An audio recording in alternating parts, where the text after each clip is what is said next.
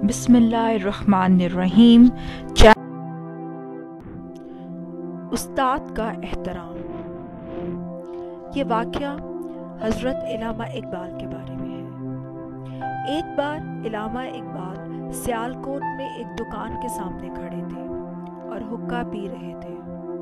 उनका एक पाँव जूते में और दूसरे में जूता ना था, यानी कि दूसरे पाँव से उन्होंने जूता उतारा हुआ था।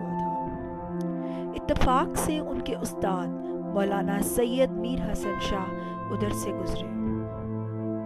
उनकी नज़र अपने उस्ताद पर पड़ी तो वो फौरन तख्ते से उतर गए। उस्ताद को झुककर सलाम किया और अदब से उनके पीछे पीछे चलने लगे। हालत ये थी कि एक पाँव में जूता था और दूसरे में नहीं, यानी उनको अपना कोई होश ही नहीं था। इसी हालत में शर्मसारी महसूस किए हुए बगैर उस्ताद को घर तक पहुंचाकर वापस लौटे और फिर अपना जूता पहना।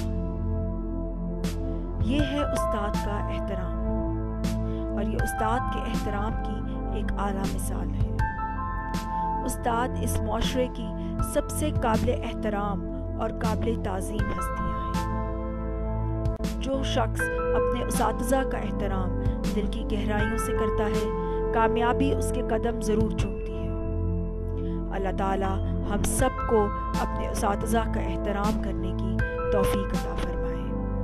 आमीन सुम्मा।